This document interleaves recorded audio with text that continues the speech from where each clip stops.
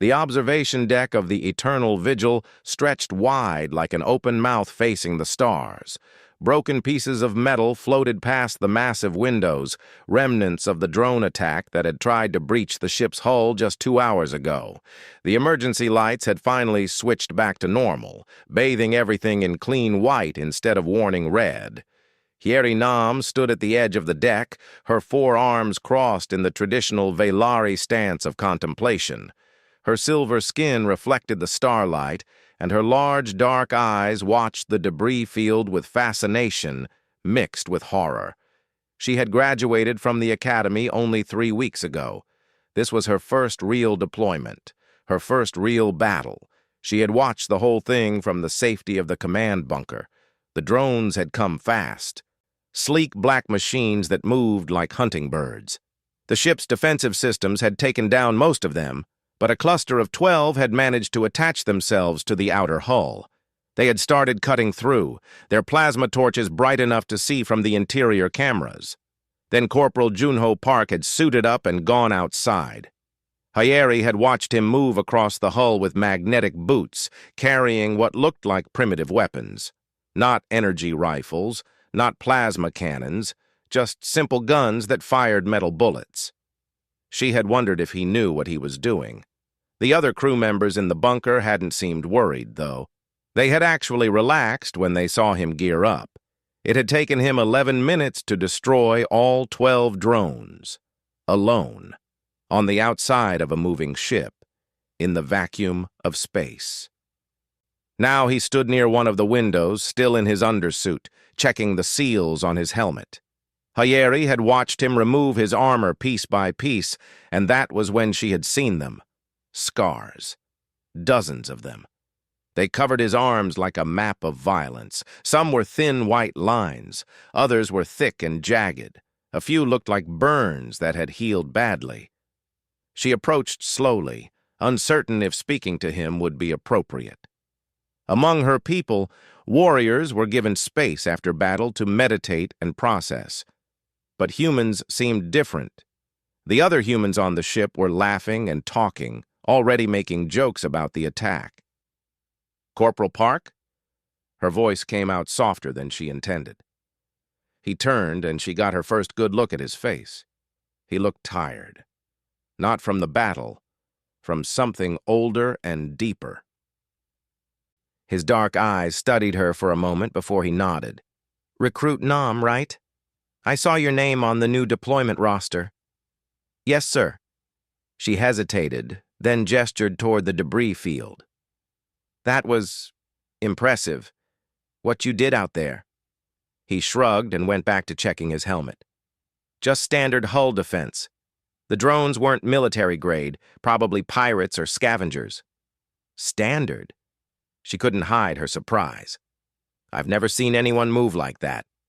The way you predicted their cutting patterns, how you used the ship's rotation to your advantage. They didn't teach us those techniques at the academy." "They wouldn't." He set the helmet down on a nearby bench. "Those aren't coalition tactics, those are human tactics." Hieri stepped closer, her curiosity overwhelming her nervousness. "Is this your first battle, Corporal, as part of the coalition forces?" Junho looked at her for a long moment, then down at his arms. He held up his right forearm, turning it slowly in the light. "Which scar do you want to start with?" She blinked, confused. "I don't understand." "You asked if this was my first battle." He pointed to a thin scar near his wrist. "If you mean my first battle in space, then no. This one here, that was my first space combat. Cargo freighter 4 years ago, Void Pirates." His finger moved to a thicker scar on his bicep. "If you mean my first battle with the Coalition, that was 6 years back. This beauty came from the Tanis HFY operation." He kept moving his finger, marking each scar like he was reading a book. "First time I fought aliens? 7 years ago. Right here." He tapped a jagged mark on his shoulder. "First time I killed someone?" His voice dropped slightly. "I was 16. Water riots in Seoul. Don't have a visible scar from that one, it's inside." Hieri felt her breathing slow. Each scar was a battle. Each mark was a war. She counted quickly. There were at least 30 visible scars just on his arms. How many battles have you fought? Depends which war you mean. Junho sat down on the bench, suddenly looking even more tired. Human wars, coalition wars, the ones we don't talk about, the ones that never made it into official records. A new voice interrupted them. He's being modest. Captain Minho Kong approached from the corridor entrance, his uniform crisp despite the recent chaos. He was older than Junho, with gray touching his temples, but he moved with the same dangerous grace. Junho here has been fighting since he was old enough to hold a rifle. Haven't you, old friend? Junho grunted. You're not much different, Minho. True. Minho turned to Hyeri, his expression gentler. You're wondering why a species like humanity, so new to the coalition, seems so comfortable with combat. Why we volunteer for the dangerous missions. Why we're effective even with primitive weapons. Yes, sir, Hyeri admitted. Minho gestured to the scars on Junho's arms. Because we've been at war for a very long time, recruit. Long before we met the rest of you. We didn't join the coalition as peaceful explorers, hoping to learn about the galaxy. We joined as survivors who had already learned every lesson violence could teach. Junho stood up, gathering his helmet. The first battle depends on which war you're asking about. Was it my first battle on this ship? My first battle in the coalition? My first battle as a soldier? He paused at the corridor entrance, looking back at Hyeri. Or are you asking about the first time I had to fight to survive? Because humans have been doing that since before we had spaceships, since before we had cities. We've been fighting so long, we forgot what peace actually looks like. He left, his magnetic boots clanking against the metal floor. Minho watched him go, then smiled sadly at Hyeri. Don't take it personally. Junho's actually one of the friendlier ones. Some of our veterans won't talk about it at all. How many wars has humanity fought? Hyeri asked quietly. All of them, Minho replied. Every single one. He followed after Junho, leaving Hyeri alone with the stars and the floating debris. She looked down at her own arms, smooth and unmarked. The academy had taught her tactics and strategy. They had shown her simulations and historical battles. They had prepared her for service in the great and peaceful coalition. But they hadn't prepared her for this, for the reality of meeting a species that treated war like breathing. Natural, constant, unavoidable. Through the window, she watched a piece of destroyed drone tumble past, its metal surface scarred and burned. It reminded her of Junho's arms, both marked by violence, both still functional despite the damage. She wondered how many scars she would collect before her service ended. She wondered if humans ever stopped counting, or if they just ran out of skin to mark. The training simulator hummed with energy as Hyeri entered, her combat suit feeling heavier than usual. She had requested permission to train with Corporal Park, and to her surprise, he had agreed. Now she stood in the white room watching him calibrate the simulation parameters, his movements precise and practiced. Have you used kinetic weapons before? Junho asked without looking up from the control panel. Only in basic training. The academy focuses primarily on energy weapons and tactical coordination. Hyeri approached the weapons rack where several human guns were displayed. They looked ancient compared to coalition plasma rifles. These seem outdated. They're reliable. Junho picked up one of the rifles, checked it with quick, efficient movements, then handed it to her. Energy weapons are great until you're in an environment that disrupts them. Electromagnetic storms, certain planetary atmospheres, shielding technology. Kinetic weapons don't care about any of that. Point and shoot. The weight surprised her. It was heavier than it looked. How do you aim without a targeting computer? With your eyes. He picked up another rifle for himself. We'll start simple. Let me show you something first. The simulation activated. Suddenly they stood in a ruined city, water flooding the streets up to their knees. The sky was dark gray, and the sound of distant thunder rumbled through the speakers. Buildings leaned at dangerous angles, their windows broken like missing teeth. Seoul, 2031, Junho said quietly, walking forward through the virtual water. I was 16 years old. The Han River had flooded 3 times that year. The 4th time, it didn't go back down. The government was barely functioning. Clean water became more valuable than gold. Hyeri followed him, struggling to keep her balance in the simulated current. This is Earth? Your homeworld? This was my home. He stopped near a collapsed building, pointing to the upper floors. My family lived on the 8th floor, high enough to avoid the flooding, low enough that the stairs still worked when the power went out. He turned to face her, rolling up his sleeve to show a small circular scar near his elbow. I got this one defending our floor from raiders who wanted our water purification unit. The simulation changed. The water drained away, replaced by snow and ice. They stood in what looked like a military camp surrounded by white wilderness. The temperature reading in Hyeri's suit dropped dramatically. Arctic Circle 2034, Junho continued. 3 nations fighting over newly accessible resources after the ice melted. I was 19, barely finished with basic training. He touched a cluster of scars on his left shoulder. Frostbite and shrapnel. We didn't have proper gear. Half of us died from the cold before we ever saw combat. Another change. Now they stood in a massive factory, machines silent and covered in dust. Broken windows let in gray daylight. Corporate security versus labor unions, 2037. His voice was flat, emotionless. I was 22, hired as private security. I thought I was protecting important infrastructure. Turned out I was just helping rich people stay rich while workers starved. He showed her burns on his right forearm. Incendiary grenade. A Union fighter threw it at our position. She was protecting her family's food rations. I was following orders. Hyeri watched his face carefully. You regret this one.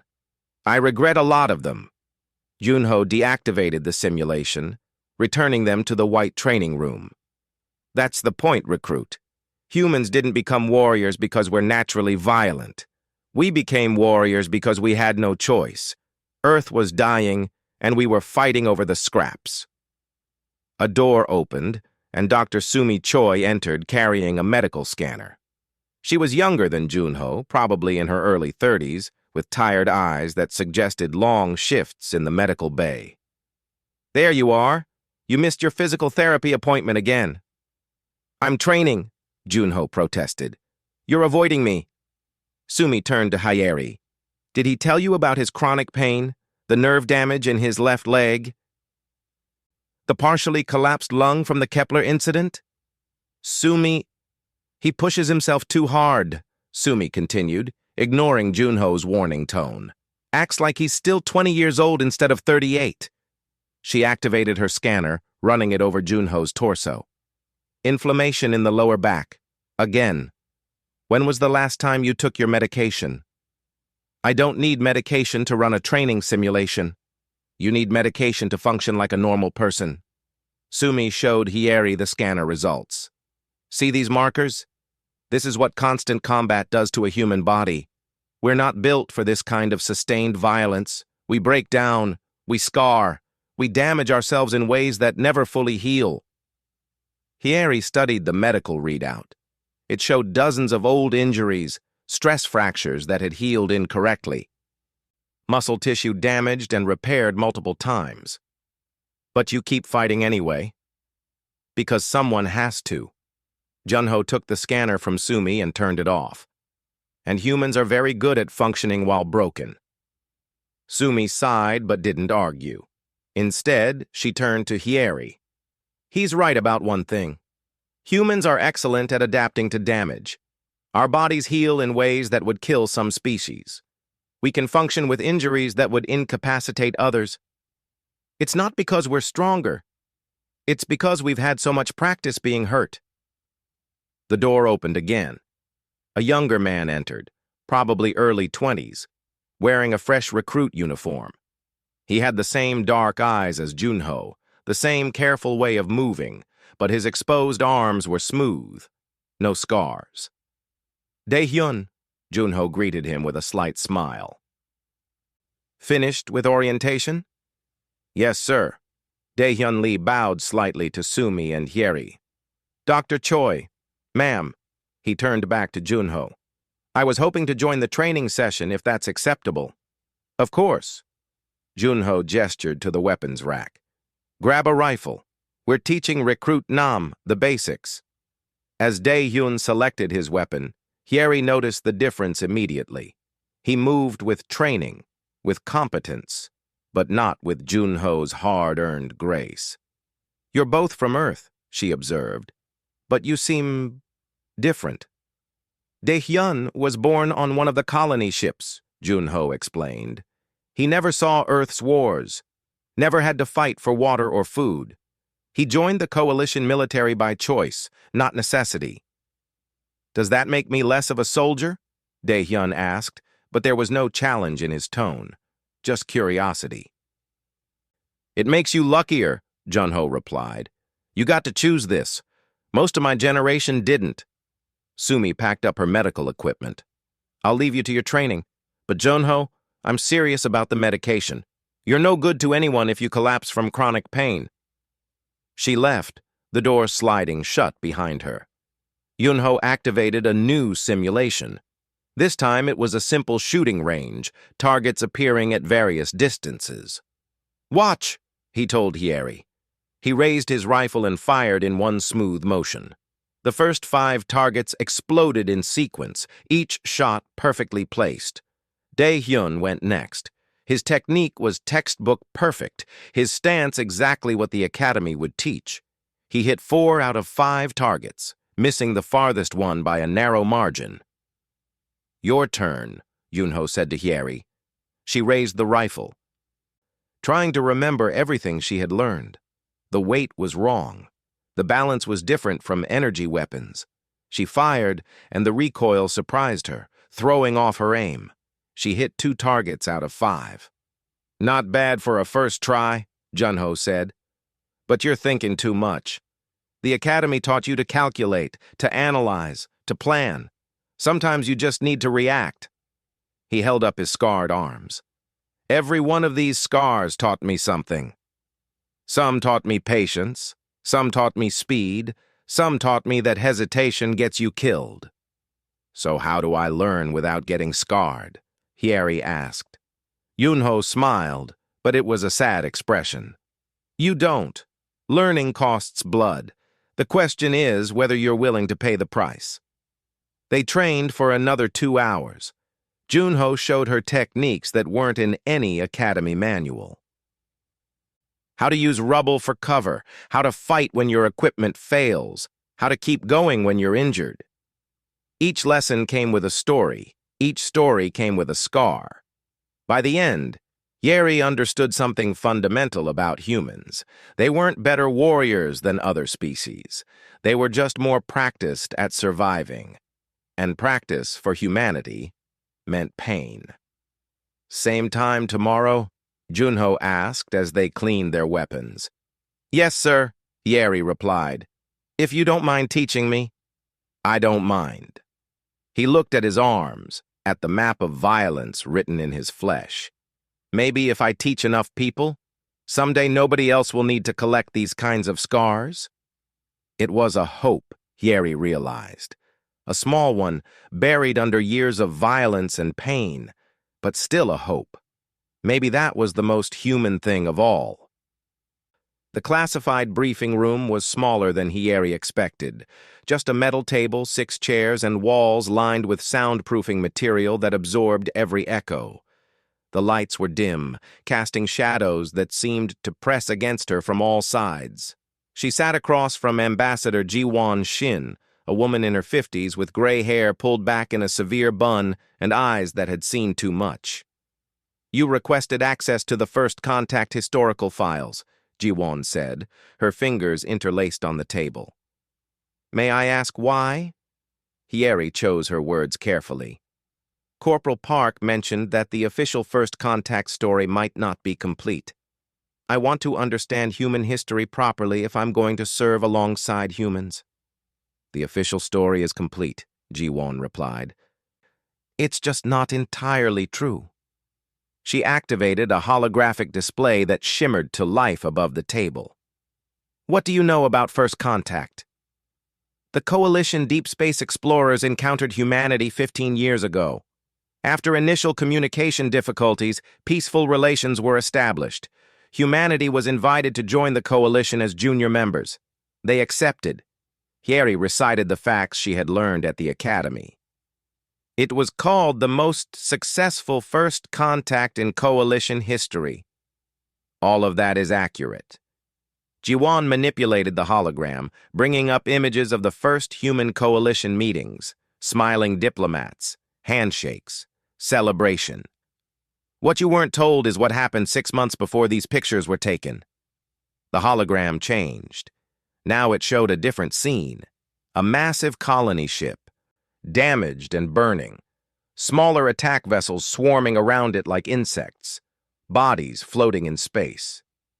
The colony ship New Horizon, Ji-won continued quietly. 10,000 humans in cryosleep heading to a planet we'd identified as potentially habitable. They never made it. She paused. The Krellian raiders found them first. Hyeri leaned forward. She knew about the Krellians, a species of opportunistic pirates who operated in the space between Coalition protection. The official record said they had been pushed back from Coalition borders years ago. The Krellians scanned the New Horizon and determined that humans were a primitive species. Pre-Coalition contact, no advanced energy weapons, no shield technology, easy targets. Ji-won's voice hardened. They boarded the ship intending to strip it of resources and sell the human crew as labor.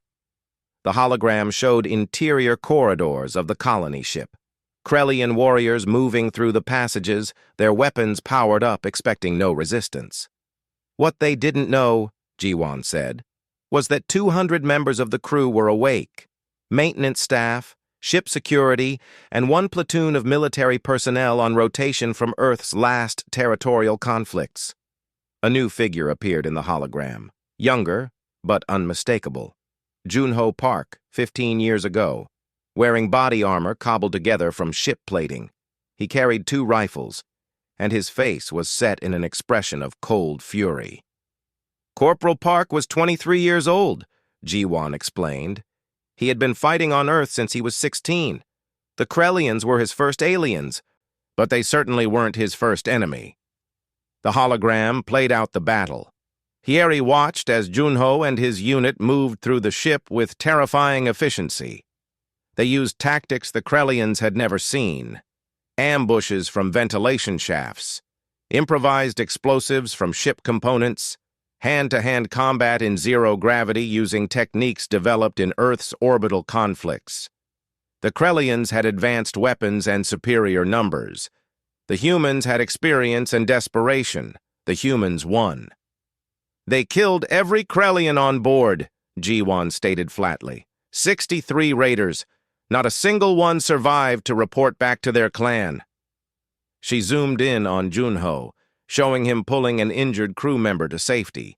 His back was exposed, revealing deep burns that cut across his shoulders and spine. Those scars, that's where he got them. Hyeri stared at the image. She had seen those scars during training. Junho had never mentioned how he got them. The door opened, and Commander Yuna Beck entered. She was older than Ji-won, probably in her 60s, with white hair and a straight-backed military bearing. She had been beautiful once.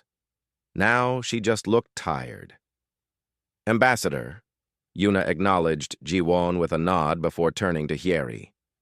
I commanded the security detail on the New Horizon. I was the one who gave the order to fight back. You were there? Hyeri couldn't hide her surprise. I was there. Yuna sat down heavily.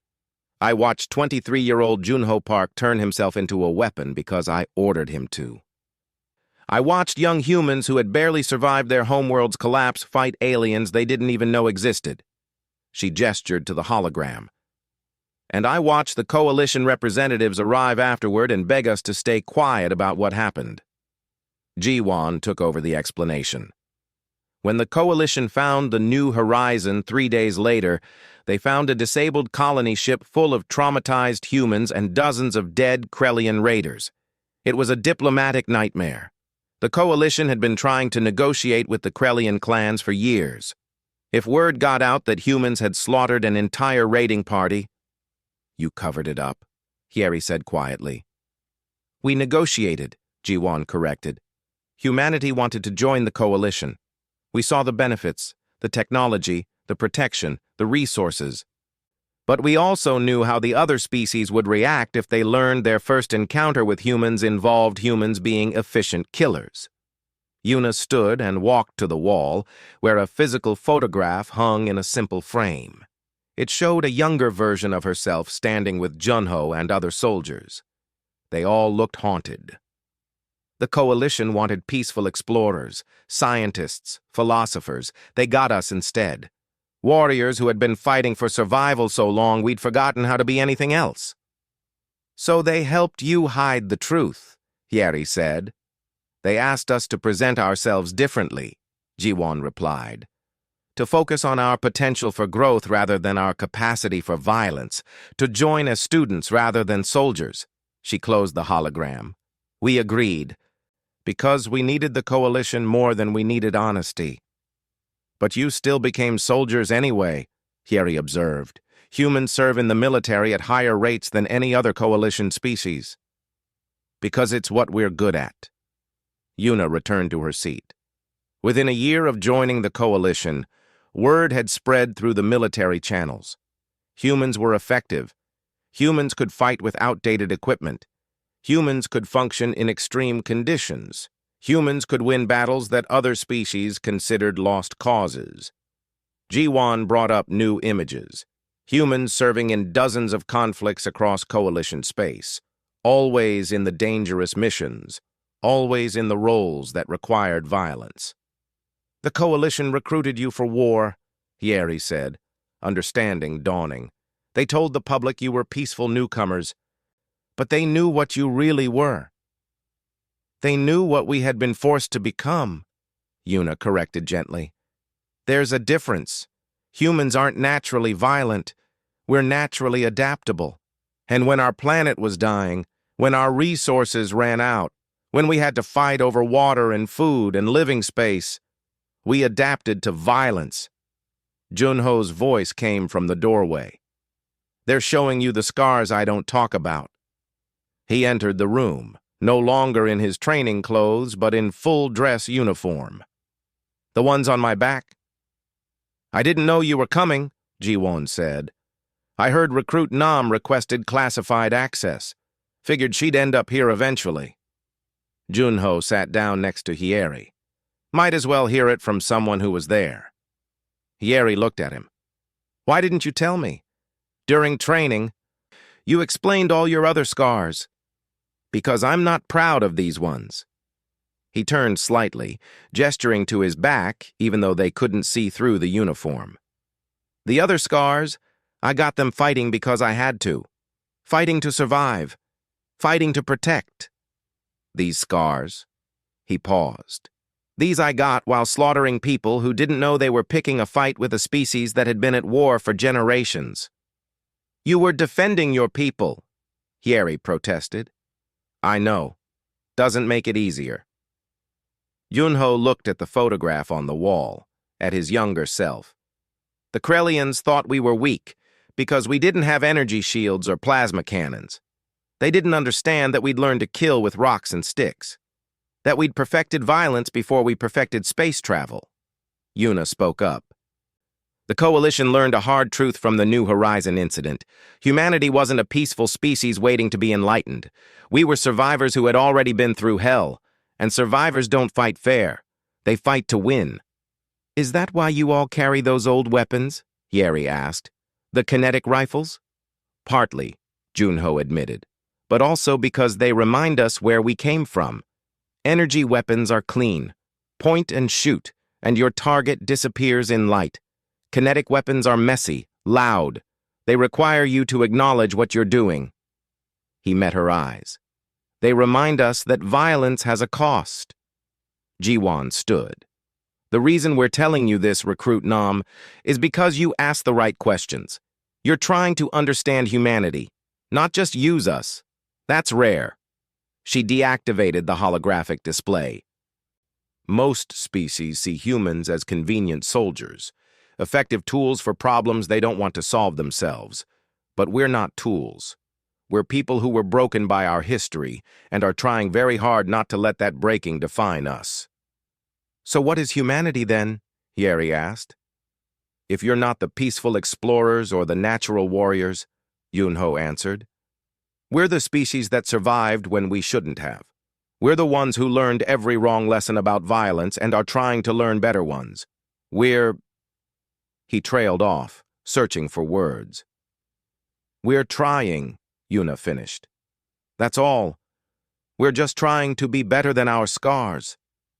The briefing room fell silent.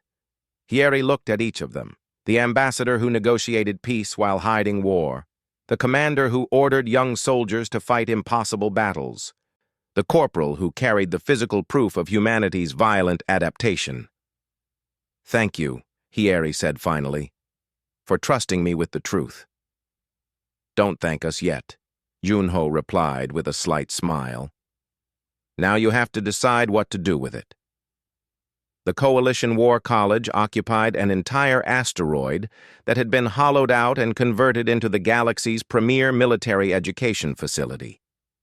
Thousands of students from hundreds of species studied here, learning tactics and strategy from conflicts spanning millennia. Hieri had attended a semester here before her deployment. Now she returned with Corporal Park, who had been invited as a guest lecturer. She still found it strange seeing him in academic settings. Junho belonged in combat zones and training rooms, not lecture halls with neat rows of seats and holographic displays. Yet here he stood at the front of the classroom, wearing a clean uniform, facing 200 advanced students who had specifically requested to hear about human combat doctrine. Professor Taejin Ro introduced him. Taejin was human himself, older than Junho by at least a decade, with gray hair and hands that shook slightly from old injuries. Corporal Park has been gracious enough to share his experiences with us today. As many of you know, human tactical approaches have proven remarkably effective across a wide range of combat scenarios. What you may not know is why. Junho stepped forward. He looked uncomfortable with the attention. I'm not a professor. I'm not a tactician. I'm just a soldier who's fought in more places than I can count. He activated the holographic display, which showed a simple image of a human body. Professor Ro asked me to explain human combat doctrine. The truth is, we don't have one. We have dozens. A Veilari student raised 2 of her 4 hands. How can you function militarily without a unified doctrine? Because we learn to fight before we learn to coordinate, Junho replied. He pointed to the holographic body and zoomed in on the left shoulder. This scar. I got this fighting void pirates in the belt between Mars and Jupiter. They came at us fast, using microgravity to their advantage. Our ships weren't designed for that kind of combat. He paused. So we adapted. We studied how they moved. We learned to fight in zero gravity using techniques from Earth's orbital construction workers. We turned maintenance tools into weapons. We won not because we had better doctrine, but because we could improvise faster than they could adapt. The hologram changed, showing the same body with a different scar highlighted. Burns across the right side. Tanis 4, toxic atmosphere. Our energy weapons created sparks that ignited the ambient gases. Every shot risked an explosion. He smiled grimly. We switched to kinetic weapons and modified our bullets to avoid creating sparks.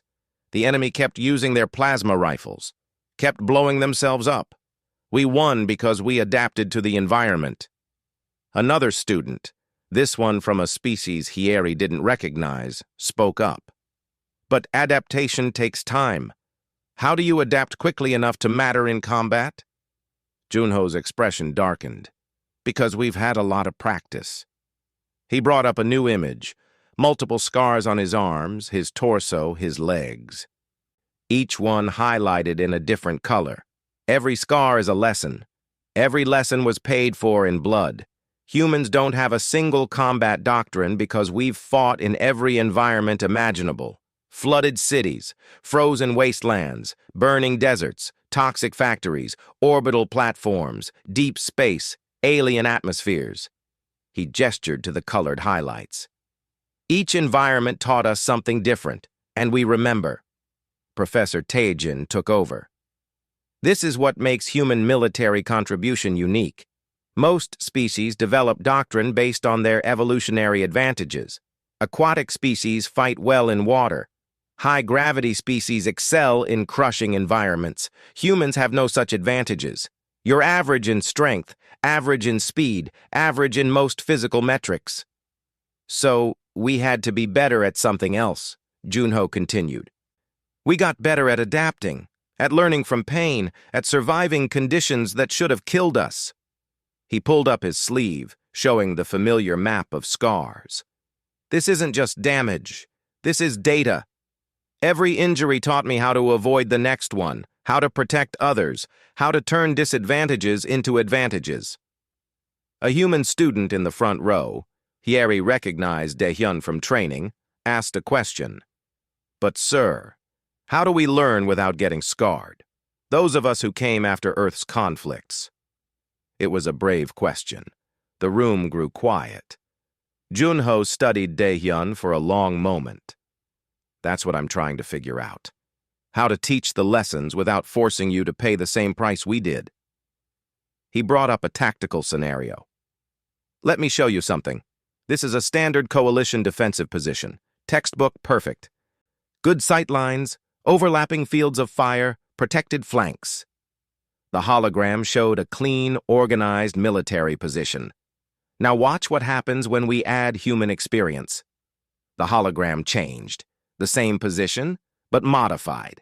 Escape routes added, fallback positions prepared, improvised weapons cached, medical supplies pre-positioned. We learned that perfect positions become traps when the battle doesn't go as planned, so we always prepare for failure. He cycled through more examples. Each one showed the difference between theoretical tactics and practical survival. The Academy teaches you to win battles. Humans learn to survive them. There's a difference.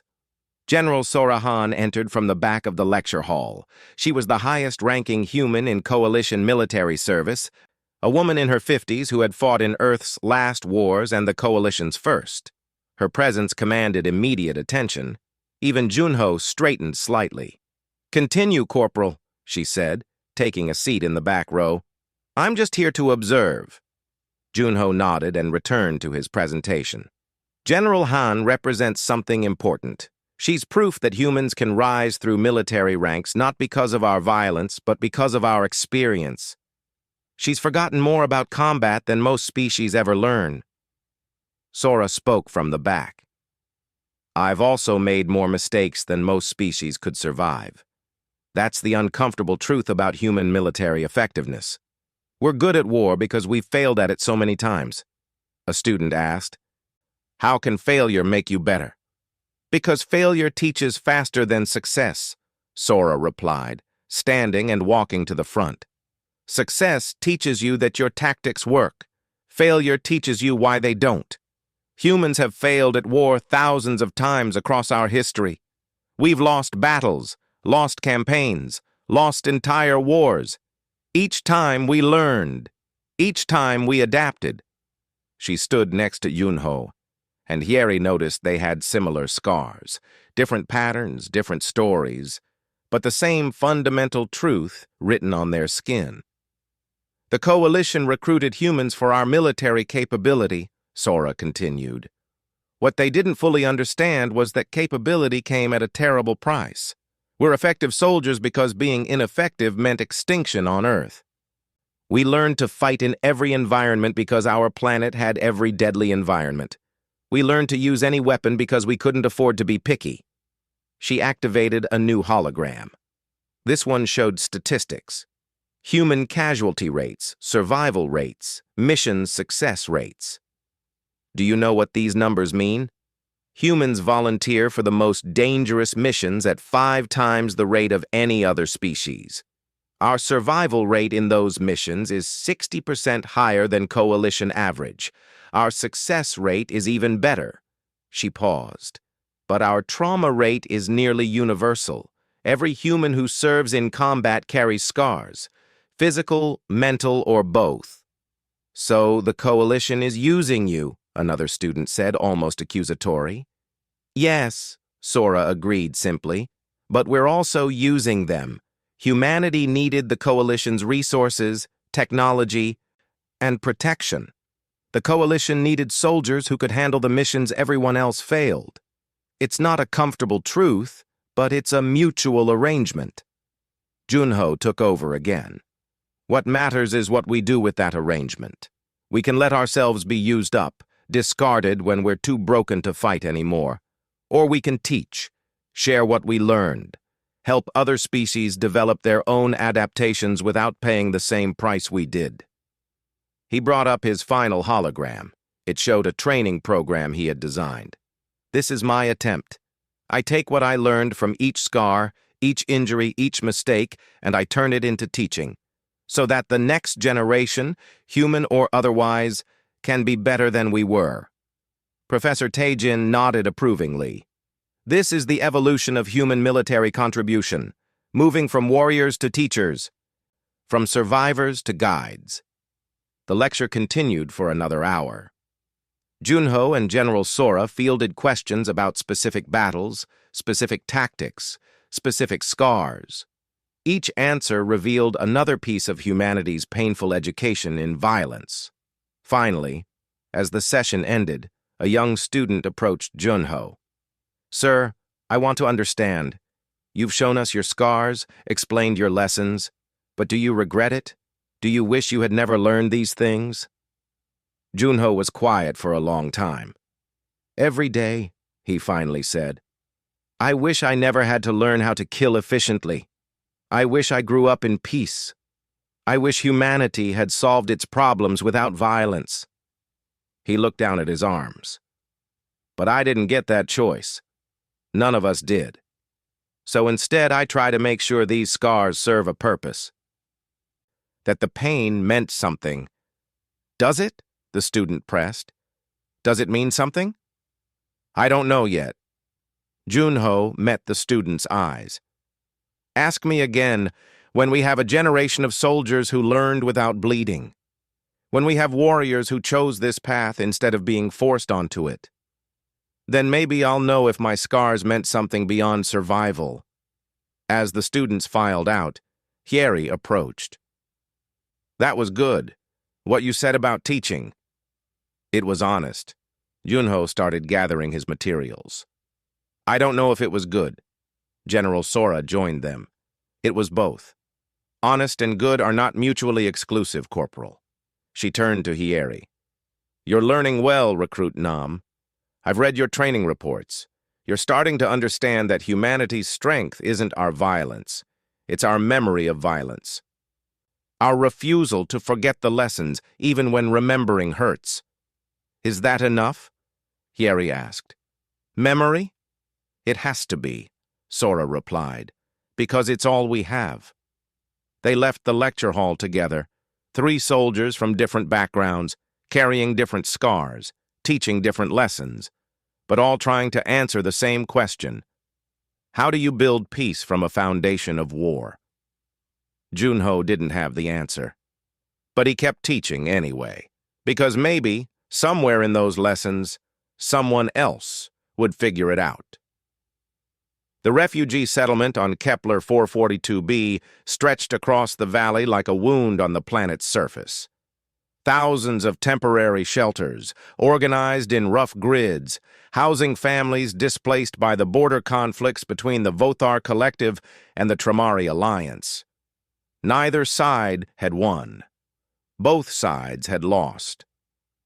The refugees paid the price. Hyeri stood on a ridge overlooking the settlement, her combat suit's sensors tracking movement patterns below. Junho stood beside her, along with Yoonji Song, the civilian coordinator for the relief mission. Yoonji wore no armor, just practical work clothes and a coalition relief worker badge. She looked soft, civilian, until you saw her eyes. Then you recognized another veteran. "How many refugees?" Junho asked. 12,000 give or take, Yoonji replied, consulting a data pad. Mostly families, about 40% children. They've been here for 6 months. The coalition keeps promising permanent resettlement, but you know how that goes. Politics, Junho said with distaste. Always politics. Yoonji pointed to the perimeter of the settlement. We've had 3 raids in the last month. Not military. Just opportunistic scavengers looking for supplies. But the refugees are scared. Some of them want to arm themselves. Others want to leave, even though there's nowhere to go. That's why we're here, Hyeri said. Protection and stabilization. Yoonji gave her a look that was almost pitying. You're new to this kind of work, aren't you? This isn't a battle. It's not even a war. It's just, people trying to survive while everyone else ignores them. They walked down to the settlement.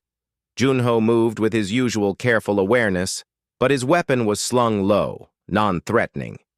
Yoonji had briefed them thoroughly. The refugees didn't need to see more soldiers. They needed to see protectors. An older woman approached as they entered the main cluster of shelters. She was from a species Hyeri didn't recognize, with gray skin and 3 eyes arranged in a triangle. She looked exhausted. You're the new protection detail? Yes, ma'am, Junho replied. I'm Corporal Park. This is Recruit Nam and Coordinator Song. I'm Bora Im, the woman said. I speak for about 2,000 of the refugees here, the families from the western provinces. She gestured for them to follow. Let me show you what we're dealing with. She led them through the settlement. Hyeri saw the reality behind the statistics. Children playing in the dirt because there was nothing else to do. Adults sitting idle because there was no work. Medical tents overflowing. Food distribution lines that stretched forever. This is peace, Bora said bitterly. This is what happens after the fighting stops. The politicians declare victory or stalemate, and everyone forgets about the people who lost their homes. She stopped at a shelter where a family huddled together. The coalition calls this a stabilization operation, like we're chemicals that need balancing. Yoonji put a hand on Bora's shoulder. We're here to help. Actually help, not just write reports. I've heard that before. But Bora's expression softened slightly. Though I admit, Coordinator Song has done more than most. She actually listens. They continued the tour. Yunho was quiet, observing everything. Hyeri noticed him touching his leg occasionally, an unconscious gesture. She had learned to recognize when his old injuries bothered him. Finally, Bora brought them to the settlement's makeshift security post. A few volunteers stood watch with outdated weapons. This is what we have for defense. Farmers and shopkeepers trying to be soldiers. One of the volunteers, a young man barely old enough to serve, looked at Junho with a mixture of hope and desperation. Can you teach us? How to fight? I can teach you how to protect, Junho replied. Fighting and protecting aren't always the same thing. He spent the next hour showing them basic defensive positions, how to use the terrain, how to spot threats before they became immediate dangers. Hyeri watched him adapt his teaching for civilians. Less aggression, more awareness. Less killing, more survival. When they finished, Yoonji led Junho and Hyeri to her small office, really just a converted storage container. Inside, she had maps of the settlement, supply inventories, and incident reports. I was on Helios Prime, Yunji said without preamble, showing them a scar on her calf. 5 years ago, another peacetime operation. We were there to protect refugees just like these ones. She pulled up a chair and sat down heavily. I stepped on a landmine that wasn't supposed to be there. The war had been over for 2 years, but nobody had bothered to clear the minefields. Junho rolled up his own pant leg, showing a similar scar in nearly the same place. Kepler 442b, 7 years ago. Also a landmine, also in a supposedly cleared area. We match, Eunji said with a dark laugh. Isn't that something? Yeri looked between them. You both got injured during peace? There is no peace, Yunji said flatly. Not for people like us. There are just different kinds of war. Hot war where everyone's shooting. Cold war where everyone's preparing to shoot. And this. She gestured outside. Whatever you want to call this. Neglect warfare, bureaucratic violence, slow-motion disaster. Junho nodded. The coalition has been in a state of relative peace for 70 years. That's what they teach at the academy. But I've been deployed on peacekeeping missions for 15 years, and I've been shot at in all but 2 of them. So the peace is a lie? Yeri asked. The peace is a hope, Yunji corrected. The big wars aren't happening. The species-ending conflicts are being prevented. But the small wars, the border disputes, the resource conflicts, the refugee crises? She shook her head. Those never stop. They're just not dramatic enough to make people care. An alarm sounded. All 3 of them snapped to attention. Yunji checked her console. Perimeter breach. Eastern sector. Multiple contacts. They ran. Junho grabbed his rifle and Yeri followed suit.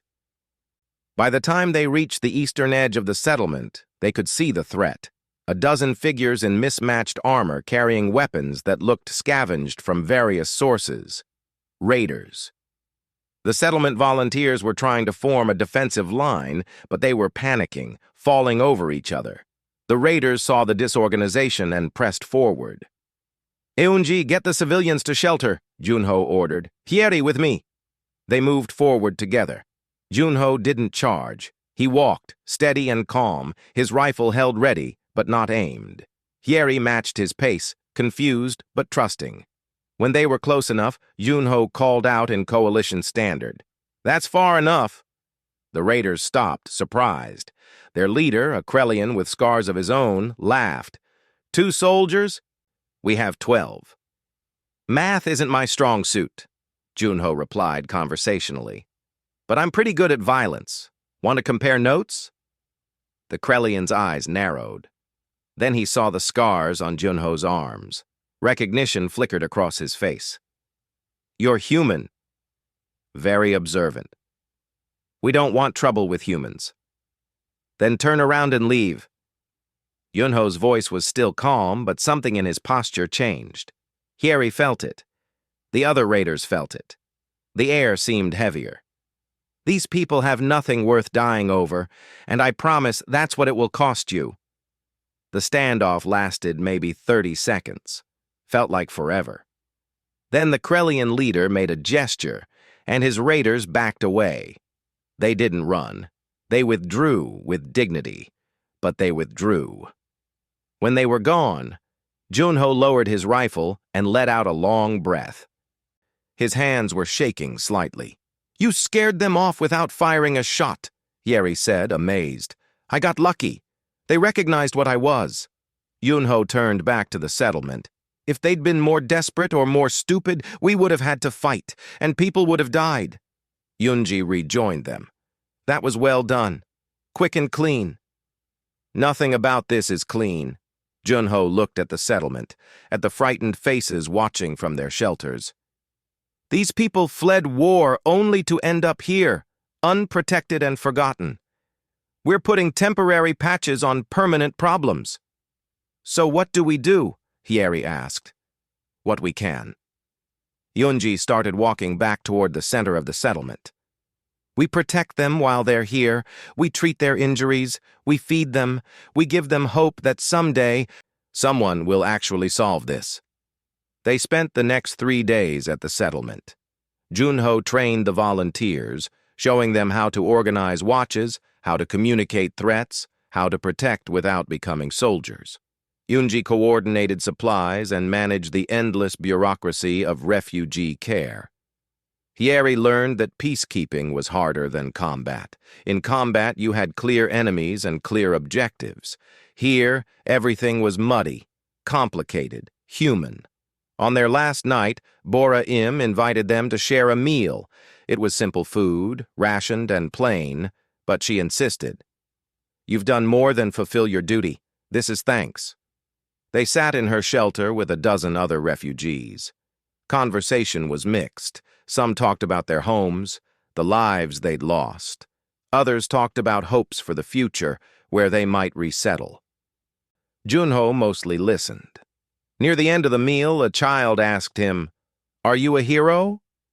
Junho looked uncomfortable. "No, I'm just someone who's been in too many fights." "But you protect people," the child insisted. "Sometimes." Junho showed the child his arms. "See these? These are all my mistakes. Times I wasn't fast enough, smart enough, lucky enough. Heroes don't get this many scars." Bora spoke up. "My people have a saying. Scars are not marks of failure. They are proof of survival. You survived enough to protect us. That's heroism." "It's just experience," Junho replied quietly. "Terrible, painful experience." Later, as they prepared to leave the settlement, Yunji pulled Junho aside. "I'm putting in for a transfer, back to active military duty." "Why? You're good at this work." "Because I hate it." Yunji's voice was fierce. "I hate watching people suffer while politicians debate. I hate putting bandages on wounds that need surgery. I hate pretending that what we're doing is enough when it's clearly not." "So you'd rather fight?" "I'd rather do something that feels like it matters." She paused. "You understand. I can see it in your face. You feel the same way." Junho didn't argue. He did understand.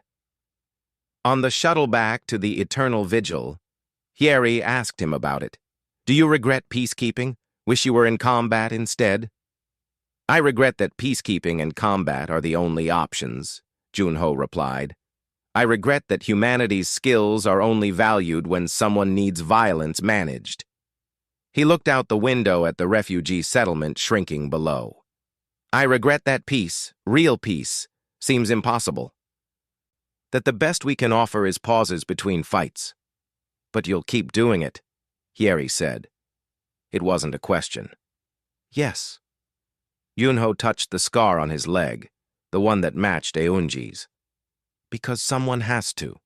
Because these scars mean I survived when others didn't. And if I can use that survival to help people, then maybe it meant something beyond just pain." Hieri thought about that as the planet fell away beneath them. She thought about the refugees in their temporary shelters, about Yunji, choosing combat over continued heartbreak, about Junho, carrying his history forward, trying to make it count. She thought about peace and what it really meant for a species that had never known it.